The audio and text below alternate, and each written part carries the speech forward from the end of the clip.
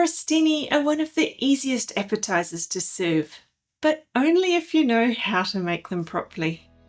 In this video, I'm walking you through my ultimate make-ahead crostini method, from choosing the right bread and toasting it perfectly to preparing flavorful toppings that come together in minutes. I'll show you how to make plain and garlic-infused crostini. Then we'll make a smooth whipped feta spread which is perfect to use as a base, and then we'll assemble 3 simple but elevated topping combinations that are ideal for entertaining. The secret to good crostini starts with the bread. Did you know crostini literally translates to little toasts? Look for a long narrow loaf like a baguette or ciabatta, so the slices are bite-sized and easy to eat. A sourdough or more robust bread works better than a soft white loaf, as moist toppings can soak through the softer bread much faster, making your crostini soggy. Slice the bread on a slight diagonal. This is optional, but it looks better for presentation and gives you more surface area. You may have heard of the term bruschetta before. They are similar to crostini in a lot of ways. In fact, the terms are often used interchangeably, but crostini are typically smaller and thinner than bruschetta. Lay the bread slices on an oven tray in a single layer. I'm going to spray the bread with olive oil and season it with salt. Oil sprayers are quick and easy, but you can use a pastry brush as well. I'll show you that soon. Spray the bread generously and don't forget to lightly season it. You really notice the difference in the finished crostini if you forget this step. If you want to make garlic-infused crostini, you can either rub the bread with a cut garlic clove when it comes out of the oven, or use garlic-infused oil.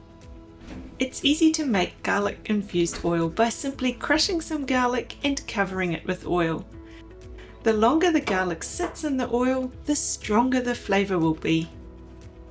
Brush it onto the bread for a subtle garlic note that won't overpower your toppings.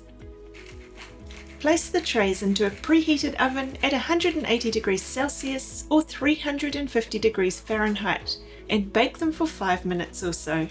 The time will vary depending on the thickness of your bread, but you don't want your slices too thick, as they'll brown on the outside and still be soft on the inside.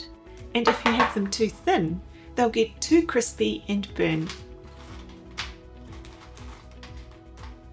Let's flip these plain crostini over and oil and season the other side.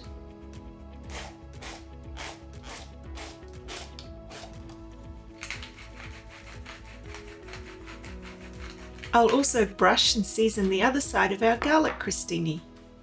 You can infuse the oil with other flavours besides garlic. A bit of chilli, citrus zest or fresh herbs work beautifully. Then I'll return both trays to the oven for another 5 minutes or so to finish crisping them up. One of the best things about crostini is that you can make them ahead of time. Once they've cooled, they'll keep in an airtight container for weeks without losing their crispiness. This means you can have an appetizer whipped up in minutes. Have you ever made whipped feta for a dipping board before? It's such a delicious way to enjoy feta in a creamy, spreadable form. All you need is feta cheese, cream cheese, and a bit of olive oil. Smooth varieties of feta will give the best texture. It's so easy to make. Add the cream cheese and feta to a food processor and blend it until it's smooth. I like to chop the feta a bit smaller to make it easier for the blender. You can pour the feta juices in too. If you're using a firmer feta, it will still work, but the texture will be a little more grainy. You will need to stop it a couple of times and scrape down the sides.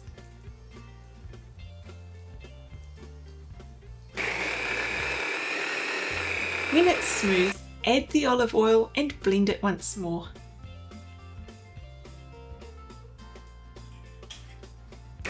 This dip really is a blank canvas, so it's ideal for taking on any flavours, sweet or savoury, that you might like to put with it. You can use it on a dipping board with nuts, honey and fresh thyme, or add citrus tones, or even chilli to spice things up a bit. The options are endless. Today we're going to pair it with tomato and basil, and roast beef with honey mustard. If you've watched any of my other videos, you'll know I love using piping bags. They make using spreadable fillings so quick and easy and give a very tidy or decorative finish. This whipped feta is perfect for piping. I'm using a small round nozzle today.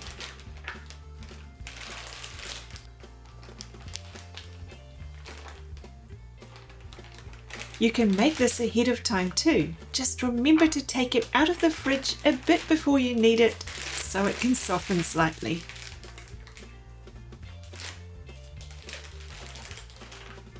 For our first topping, we'll start with the whipped feta, then add cherry tomatoes and basil pesto. These are the garlic-infused crostini, which pair beautifully with these toppings. If you're using a sweeter topping like strawberries, it would be better to use the plain crostini.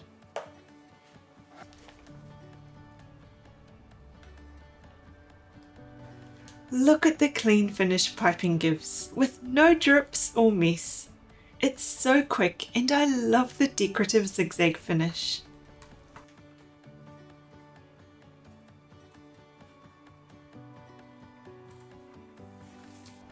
I'm also going to put the basil pesto into a piping bag so I can add it cleanly. Even though it's chunky, it still looks so much better piped on than it would if it was spooned on.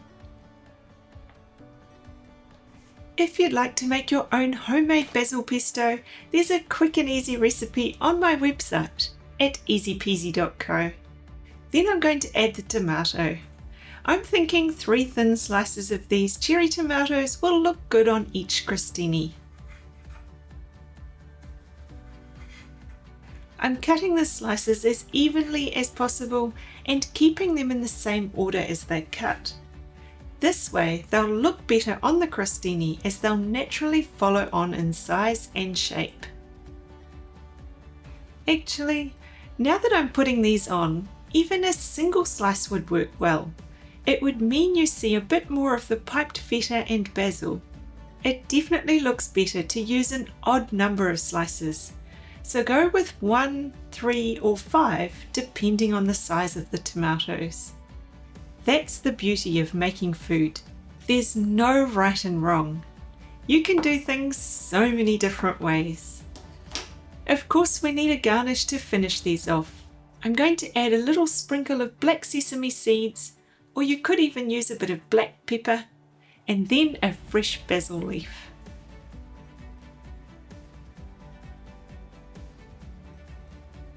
What do you think of these delicious tomato, feta and basil crostini?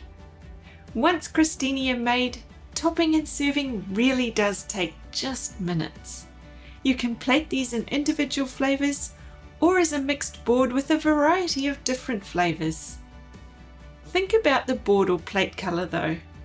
This black plate really helps the toppings on these to stand out, doesn't it? Your crockery choice has a big impact on what your food looks like.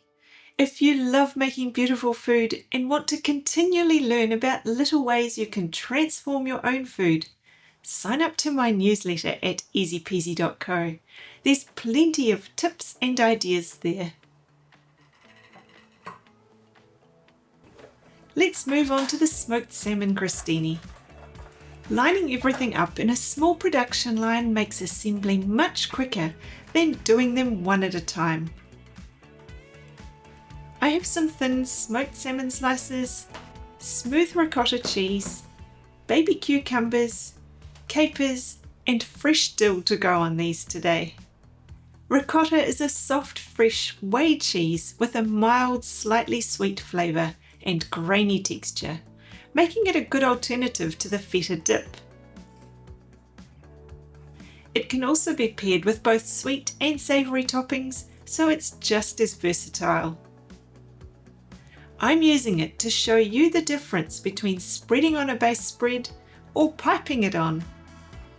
Spreading works fine for small batches, but piping is definitely faster and neater for larger numbers.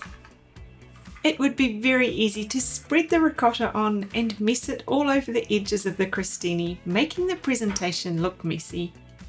Then I'm going to add a few cucumber slices to each piece. Just like before, it's best to use an odd number of slices for the best visual appeal.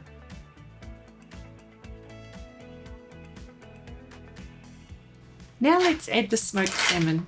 Of course, you don't need to use smoked salmon. There are so many things you can add, so choose whatever you love and enjoy.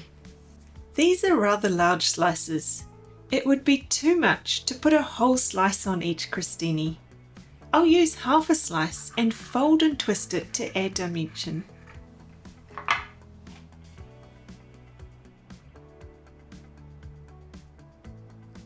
A flat slice just wouldn't look quite the same, would it? Notice how I'm folding each slice with the same technique to keep them looking the same.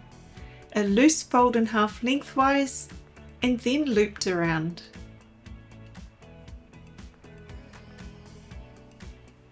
To garnish these, I have some capers. I only just noticed I bought baby ones, so these are really pretty tiny. You can use bigger ones, which will definitely be a bit easier. Capers are made up of little petals that are quite tightly tucked in together. You can gently pull the little petals apart to create a beautiful flower. It's cute, isn't it? Lastly, we'll add a little sprig of fresh dill. Salmon, dill and capers are one of those classic flavour combinations that go so well together.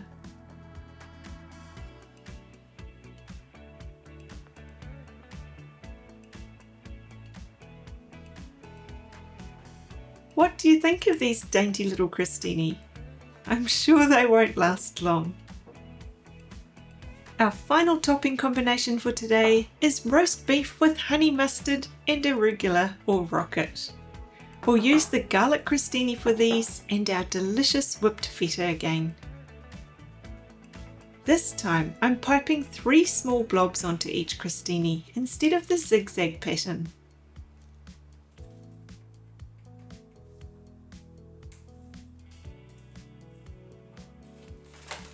Then we'll add the roast beef slices. Just like the salmon, I'm folding and twisting each slice to add visual interest. You can use leftover sliced roast meat for these or buy ready sliced meat if you like.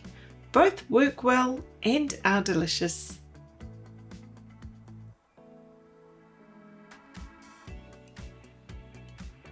Arugula has a lovely peppery flavour that pairs well with the beef. Since it's a beautiful green, it can serve as a flavour enhancer and garnish too.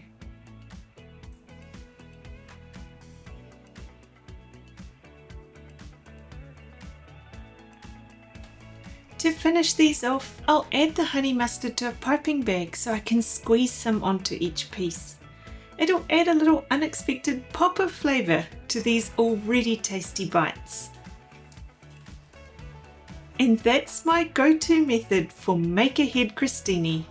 Simple, flexible and perfect for entertaining.